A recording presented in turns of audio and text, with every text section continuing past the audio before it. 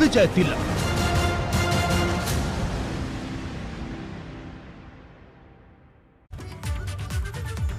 नमस्कार, बहुत स्वागत है आपका। आप देख रहे हैं बीपी गंगा। मैं हूं आपके साथ प्राची पाराशर। प्रदेश एट 360 की शुरुआत करेंगे। लखनऊ में सीएम आवास पर कोर ग्रुप की बैठक जारी है। बीजेपी की 2022 के चुनाव को लेकर भाजपा की बड़ी बैठक है, जिसमें यूपी चुनाव प्रभारी धर्मेंद्र प्रधान, सीएम योगी शामिल हैं। बैठक में दोनों डिप्टी सीएम भी शामिल हैं। स्वतंत्र देव सिंह, संगठन महामंत्री सुनील बंसल भी शामिल हैं। आलाकमान की तरफ से मिले निर्देशों पर जल्द अमल को लेकर इसमें रणनीति बनाई जाएगी। तो देखिए, कोर ग्रुप की बैठक जारी है भारतीय जनता पार्टी की, और इस बैठक में आगे की रणनीति बनाई जाएगी। मंथन हो रहा है। प्रदेश चुनाव प्रभारी धर्मेंद्र प्रधान इस बैठक में मौजूद हैं। इसके साथ ही साथ सीएम योगी आदित्यनाथ मौजूद हैं। सुनील बंसल, संगठन महामंत्री, इस बैठक में मौजूद हैं। स्वतंत्र देव सिंह, प्रदेश अध्यक्ष भाजपा के, वो भी इस बैठक में मौजूद हैं। और मंथन बैठक में चल रहा है आने वाले चुनावों को लेकर। इसके अलावा देखिए, मुख्यमंत्री योगी आदित्यनाथ इस बैठक में मौजूद हैं। डिप्टी सीएम केशव प्रसाद मौर्य और डिप्टी सीएम दिनेश शर्मा भी इस बैठक का हिस्सा हैं, और चर्चा की जा रही है। आने वाले चुनाव को लेकर रणनीति बनाई जा रही है। अनुभव शुक्ला मेरे सहयोगी जुड़ गए ज्यादा जानकारी के साथ। अनुभव, ये बैठक चल रही है, हाई लेवल बैठक इसे कहा जा सकता है। फिलहाल क्या कुछ जानकारी छनकर निकलकर सामने आ रही है बाहर इस बैठक से? देखिए, अगर हम बीते एक हफ्ते की बात करें तो एक हफ्ते के भीतर ये दूसरी बार ऐसा हो रहा है कि जो बीजेपी कोर कमेटी है, जो कोर ग्रुप है जी, उसकी बैठक हो रही है। और इस कोर ग्रुप में 7 लोग हैं। अब कौन कौन 7 लोग हैं? प्रदेश अध्यक्ष स्वतंत्र देव सिंह है, महामंत्री संगठन सुनील बंसल है, मुख्यमंत्री योगी आदित्यनाथ हैं, दोनों डिप्टी सीएम केशव प्रसाद मौर्य, दिनेश शर्मा वो हैं, यूपी चुनाव प्रभारी धर्मेंद्र प्रधान है, और यूपी प्रभारी राधा मोहन सिंह है। ये कुल 7 लोग हैं जो बीजेपी कोर ग्रुप के मेंबर हैं, और इनके साथ ये बैठक हो रही है। हम मुख्यमंत्री आवास के बाहर ही मौजूद हैं।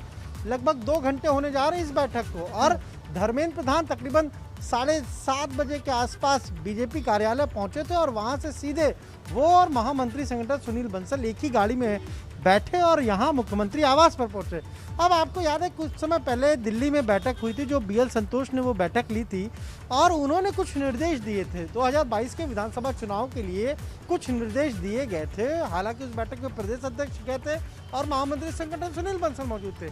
तो आज ये जो बैठक हो रही है, जो निर्देश बीएल संतोष के यहाँ से बीजेपी आला कमान से मिले हुए हैं, अब कोर ग्रुप में उस पर चर्चा हो रही है। और इसमें सबसे महत्वपूर्ण तो ये है, जैसे किस तरीके से आगे के कार्यक्रम तय होने, किस तरीके से अब सबकी चुनावी जनसभाएं होनी है, रैलियां होनी है, उस पर कार्यक्रम होना है। दूसरा, 13 दिसंबर को जब प्रधानमंत्री नरेंद्र मोदी खुद वाराणसी में जो काशी विश्वनाथ कॉरिडोर है उसको जब समर्पित करेंगे देश को, उसको लेकर बड़ा कार्यक्रम होना है। वहाँ पर पूरा एक फेस्टिवल सा चलना है पूरे 1 महीने तक। उन सारी चीज़ों पर भी रणनीति यहाँ पर बनने वाली है। और जो सहयोगी दल है उनके साथ सीट शेयरिंग को लेकर क्या कैसे आगे बढ़ना है, इस पर दिल्ली में भी बातचीत हुई थी, और उसके बाद यहाँ पर भी आज कोर ग्रुप की बैठक में ये बात हो रही है। जो ज्वाइनिंग, कुछ नामों को लेकर जो हमारे सूत्र उनका कहना है कि कुछ ऐसे नाम हैं जिनको लेकर ज्वाइनिंग उनकी होनी है या नहीं होनी है, इस पर अभी भी सहमति नहीं बन पा रही है। प्रदेश अध्यक्ष स्वतंत्र देव सिंह दिल्ली गए थे, बीएल संतोष के साथ बैठक में उन नामों पर चर्चा हुई। वहां से ये कहा गया कि आप अपने कोर ग्रुप में एक बार फिर डिस्कस करिए, उनके आने से फायदा होगा, नहीं होगा, कितना फायदा होगा, क्या लाना जरूरी है, अगर लाना जरूरी है तो फिर किस तरीके से लाया जाए, इन सारी चीज़ों पर चर्चा वहाँ पर हुई थी। आज वही सारी बातें, चूंकि उस बैठक में प्रदेश अध्यक्ष स्वतंत्र देव सिंह मौजूद थे, इसके अलावा महामंत्री संगठन सुनील बंसल मौजूद थे, तो उनके साथ जो बातचीत हुई थी, आज कोर ग्रुप की इस बैठक में वो चर्चा हो रही है। और कल देखिए, कल भी कई सारी बैठकें होंगी। वो सारी बैठकें प्रदेश कार्यालय पर होंगी, जहां पर यूपी चुनाव प्रभारी धर्मेंद्र प्रधान जो है वो बैठकें लेंगे। क्योंकि 20 से ज़्यादा कमेटियां हैं जो यूपी चुनाव के लिए बनाई हैं पार्टी ने, और वो अलग अलग कामों को देख रही हैं। जैसे कोई एक कमेटी है जो सबके कार्यक्रमों को देख रहा है, किसकी सभाएं कहाँ लगेंगी, एक कमेटी है जो सदस्यता को देख रही है। तो उन सारी कमेटियों के साथ बैठकें धर्मेंद्र प्रधान की लगी हुई हैं। तो आज काफ़ी महत्वपूर्ण बैठक है, क्योंकि अगर कोर ग्रुप की बैठक हो रही तो जाहिर सी बात है ऐसे एजेंडे हैं जो 2, 4, 5 दिनों के भीतर जिनका असर देखने को मिलेगा। और आज जिस तरीके से बैठक हो रही है, लगभग 2 घंटे से ज़्यादा इस बैठक को हो चुके हैं, तो जाहिर सी बात है कुछ मुद्दों पर आज हम कहें तो कई सारी चीजें जो रणनीति है वो तय हो बिल्कुल। सकती देखिए, है। अहम बैठक है और इसमें भारतीय जनता पार्टी की आने वाले दिनों में क्या रणनीति रहेगी चुनाव के लिहाज से, इन तमाम बातों पर चर्चा हो रही है। बहुत शुक्रिया आपका अनुभव, तमाम जानकारी के लिए। बढ़ते आगे, मिशन 2022 के लिए सपा अध्यक्ष अखिलेश यादव भी पूरा जोर लगा रहे हैं। उनका विजय रथ प्रदेश के कोने कोने में जा रहा है। हाल ही में पूर्वांचल का दौरा करने के बाद अब अखिलेश यादव बुंदेलखंड का दौरा करने जा रहे हैं। अखिलेश का विजय रथ 1 दिसंबर को महोबा पहुंचेगा। इसके बाद 2 दिसंबर को अखिलेश ललितपुर में जनसभा करेंगे। फिर 3 तारीख को झांसी में विजय दिवस में शामिल होंगे अखिलेश यादव। तो विजय रथ के जरिए एक बार फिर से समाजवादी पार्टी को जीत का सेहरा बांधने की कोशिश अखिलेश यादव की तरफ से की जा रही है और पूर्वांचल में विजय रथ दौड़ाने के बाद अब बारी बुंदेलखंड की है। यूपी विधानसभा चुनाव के लिए तमाम पार्टियां गठबंधन कर रही हैं, तो वहीं सुभाषपा यानी सुहेलदेव समाज पार्टी के अध्यक्ष ओम प्रकाश राजभर ने जालौन में बताया कि सपा से उनका गठबंधन सिर्फ सीटों को लेकर नहीं हुआ, बल्कि ये गठबंधन जातिगत जनगणना, रोजगार, महंगाई, भ्रष्टाचार जैसे मुद्दों पर हुआ है। आगे ओपी राजभर ने यह भी कहा कि अगर उन्हें पद का लालच होता तो वो भाजपा सरकार से अपना गठबंधन नहीं तोड़ते और ना ही मंत्रिमंडल से इस्तीफा देते। हमारा जो गठबंधन है, हम प्रदेश में जातिवार जनगणना कराएंगे सरकार बना के, ये हमारा समझौता है।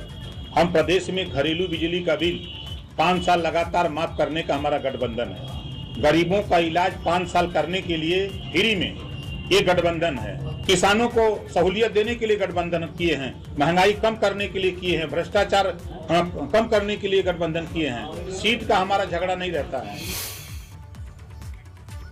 और केंद्रीय गृह मंत्री अमित शाह 2 दिसंबर को सहारनपुर का दौरा करेंगे और इस दौरान वो कुवारका में माता शाकुंभरी देवी स्टेट यूनिवर्सिटी का शिलान्यास करेंगे। इस मौके पर सीएम योगी भी उनके साथ मौजूद रहेंगे। सीएम और गृह मंत्री के आगमन को देखते हुए जिला प्रशासन तैयारियों में जुटा हुआ है। साथ ही भाजपा के लोग भी तैयारियों को अमली जामा पहना रहे हैं। इसे लेकर भारतीय जनता पार्टी के प्रदेश महामंत्री डॉक्टर चंद्रमोहन ने क्या कुछ कहा, आइए सुनते हैं। को देश के गृह मंत्री आदरणीय अमित शाह जी आ रहे हैं, माननीय मुख्यमंत्री योगी आदित्यनाथ जी आ रहे हैं और उत्तर प्रदेश सरकार के द्वारा जो मां शाकुंभरी राजकीय विश्वविद्यालय बनाया जा रहा है उसके शिलान्यास का तिथि है 2 दिसंबर। और जिस तरीके से भारतीय जनता पार्टी का सभी नेतृत्व और कार्यकर्ता उपस्थित हुआ है, 2 दिसंबर एक इतिहास में दर्ज होने जा रहा है और सहारनपुर की जनता की जो वर्षों पुरानी मांग थी वो 2 दिसंबर को पूरी होगी। उधर भाजपा इन दिनों किसानों को मनाने और रिझाने में लगी हुई है। संसद से कृषि कानून की वापसी का बिल पास होने के बाद भाजपा किसान मोर्चा ने ट्रैक्टर रैली निकाली। भाजपा इसके जरिए किसानों तक अपनी पहुंच बनाने की कोशिश में लगी है। टीवी स्क्रीन पर ये 2 अलग अलग जगहों की तस्वीरें आपको दिखा रहे हैं। पहली हरदोई से है और दूसरी सहारनपुर से, जहां भाजपा किसान मोर्चा ने रैली निकाली है और बाकायदा जो नेता हैं वो ट्रैक्टर चलाकर लोगों के बीच में जा रहे हैं, किसानों के बीच में जा रहे हैं और उन्हें अपनी नीतियां समझाने की कोशिश कर रहे हैं। कुशीनगर में मुख्यमंत्री योगी आदित्यनाथ ने विवाह कार्यक्रम में शिरकत की, जहां 2503 जोड़ों का विवाह कराया गया।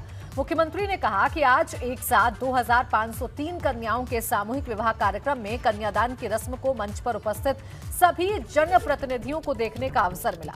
सबसे बड़ी बात यह है कि इसमें ना जाति का भेद है, ना मत और मजहब का और ना क्षेत्र या भाषा का।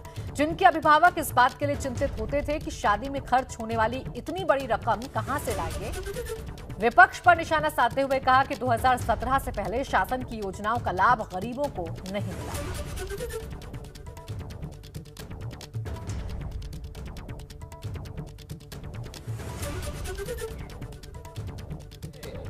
शासन की योजना का लाभ गरीब को नहीं मिल पाता था, मजदूर को नहीं मिल पाता था, किसान को नहीं मिल पाता था, युवा को नहीं मिल पाता था।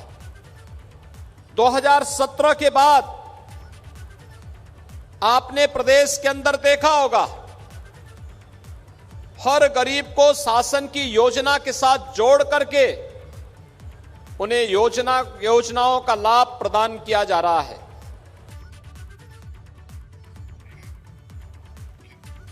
Uttar Pradesh TT paper leak मामले को लेकर सियासत थमने का नाम नहीं ले रही। Deputy CM doctor Dinesh Sharma ने कहा कि इस मामले में सीएम योगी जैसा दृढ़ निश्चयी व्यक्ति ही इतना सख्त निर्णय ले सकता है। तो वहीं सपा अध्यक्ष अखिलेश यादव ने पलटवार करते हुए कहा है कि यूपी की भाजपा सरकार नौजवानों के भविष्य से खिलवाड़ कर रही है। देखिए, माननीय मुख्यमंत्री जी ने पहली जो घटना थी उसी पे इतना सख्त निर्णय ले लिया है कि कोई भी दृढ़ निश्चयी मुख्यमंत्री ही ऐसा निर्णय ले सकता है। इसलिए विपक्ष जो कहता है वो हास्यास्पद है। पहले तो नकल व्यवसाय था, अब नकल के पहले ही जिस प्रकार से कड़ी कार्रवाई हुई है माननीय मुख्यमंत्री जी के निर्देश पे, मैं समझता हूँ अभूतपूर्व है। भारतीय जनता पार्टी की सरकार और खासकर उत्तर प्रदेश की सरकार लगातार इसी तरह के खिलवाड़ कर रही है नौजवानों के भविष्य के साथ। और ये पहली बार पेपर लीक आउट नहीं हुआ है, पहली बार परीक्षा रद्द नहीं हो रही है, ये कई बार हो चुकी है। भारतीय जनता पार्टी की सरकार है जो नौजवानों को नौकरी नहीं देना चाहती, उनको रोजगार नहीं देना चाहती। वहीं कांग्रेस के प्रदेश अध्यक्ष अजय लल्लू ने भी यूपी टेट परीक्षा का पेपर लीक होने को लेकर सरकार पर निशाना साधा।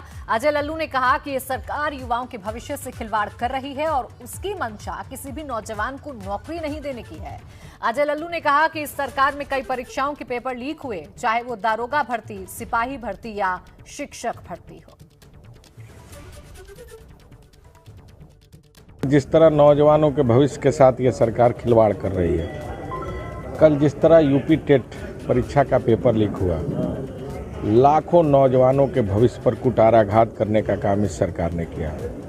इस सरकार में चाहे दरोगा भर्ती का मामला रहा हो, सिपाही भर्ती का मामला रहा हो, शिक्षक भर्ती का मामला रहा हो, उत्तर प्रदेश अधीनस्थ चयन सेवा आयोग की भर्ती का मामला रहा हो, या कल यूपी टेट का मामला रहा हो, लगातार पेपर लीक होना सरकार की मंशा पर एक बड़ा सवालिया निशान है। उधर संसद के शीतकालीन सत्र के पहले दिन 3 कृषि कानूनों को निरस्त करने वाले the farm law repeal bill 2021 संसद से बिना चर्चा के पास हो गया। केंद्रीय कृषि मंत्री नरेंद्र सिंह तोमर ने इस बिल को पहले लोकसभा और फिर राज्यसभा में पेश किया, जहां विपक्ष ने विधेयक पर चर्चा की मांग की, लेकिन दोनों ही सदनों में ये बिल हंगामे के बीच ध्वनि मत से पास हो गया। प्रस्ताव करता हूं कि कृषक सशक्तिकरण और संरक्षण, कीमत आश्वासन और करार विधेयक 2020, कृषक उपज व्यापार और वाणिज्य संवर्धन और सरलीकरण विधेयक 2020, आवश्यक वस्तु संशोधन विधेयक 2020 का निरसन और आवश्यक वस्तु अधिनियम 1955 का संशोधन करने वाले विधेयक को पुनर्स्थापित करने की अनुमति दस्तक देते हुए कोरोना की। यहां कोरोना के नए वेरिएंट ओमिक्रॉन पर सरकार अलर्ट मोड पर है। इधर यूपी के स्वास्थ्य मंत्री जयप्रताप सिंह का कहना है कि लगातार टेस्टिंग की संख्या बढ़ाई जा रही है। आरटीपीसीआर और आरएटी टेस्ट बढ़ाएंगे। दूसरे राज्य से आने वाले लोगों का 10% रैंडम टेस्ट करवाया जाएगा।